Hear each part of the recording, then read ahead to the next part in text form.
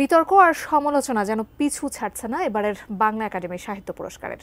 এবার সেই সমালোচনা আরও বাড়ালো পুরস্কার প্রাপ্তদের একজন লেখক অধ্যাপক সলিমুল্লাহ খানের কথায়। এই ঘটনা যখন সামাজিক যোগাযোগ মাধ্যমে তীব্র সমালোচনার মুখোমুখি, তখন এই ব্যাপারে কথা বলেছেন সংস্কৃতি বিষয়ক উপদেষ্টা মোস্তফা সরোয়ার ফারুকী। বিস্তারিত ইমতিয়াজ আলমের রিপোর্টে। সামনে যারা বসছে তারা আমাদের ছাত্র হিসেবে বসে নাই, তারা ক্ষমতার প্রতীক হিসেবে বসেছে। মানে বাংলা একাডেমি যে মানুষকে সম্মান করতে না জানে, তাহলে আমরা তাদের বিরুদ্ধে বিদ্রোহ করবো নাকি?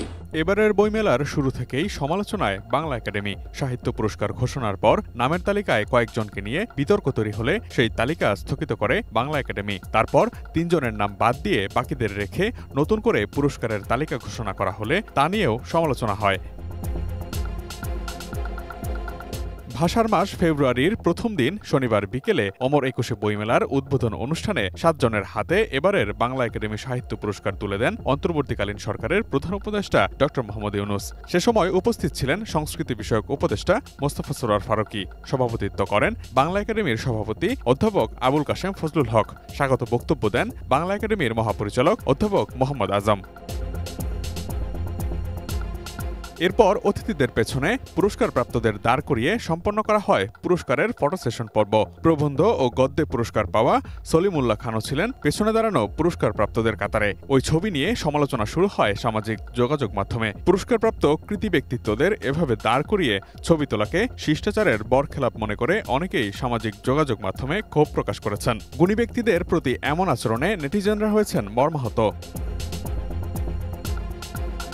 ডিজাইন, এলিগেন্স, বিউটি, সেরা পণ্য সবার জন্য জেভিকো। পুরস্কার নেওয়ার পরদিন ঢাকা বিশ্ববিদ্যালয়ের হাকিম চত্বরে জাতীয় কবিতা পরিষদের এক অনুষ্ঠানে এসে ক্ষোভ ঝেড়েছেন সলিমুল্লাহ খান। আক্ষেপের সুরে তিনি বলেছেন, যারা বসেছিলেন তারা ক্ষমতার প্রতীক হিসেবে বসেছিলেন। বাংলা একাডেমি যদি মানুষকে সম্মান প্রদর্শন করতে না জানে, আমরা তাদের বিরুদ্ধে বিদ্রোহ করব নাকি?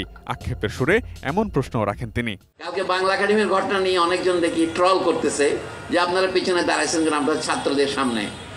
সামনে যারা বসছে তারা আমাদের ছাত্র হিসেবে বসে নাই, তারা ক্ষমতার প্রতীক হিসেবে বসেছে। মানে বাংলা একাডেমি যে মানুষকে সম্মান করতে না জানে, তাহলে আমরা তাদের বিরুদ্ধে বিদ্রোহ করবো নাকি? মানে তাদের মধ্যে আদব কায়দা যদি না থাকে আমরা কি করব? বাংলা একাডেমি এবং আয়োজকদের সমালোচনা করে লেখক বলেন, এখানেও দাসত্বের অবসান করতে হবে। দাসত্বের অবসান করতে হলে সবাইকে এক করতে হবে। সকলেই যদি আমরা সমান না হই, তাহলে আমরা এক হব না। 2024-এর আন্দোলনের মূল বৈশিষ্ট্য ছিল বৈষম্য বিরোধী। এটা সাম্য কথাটারই একটি অনুবাদ।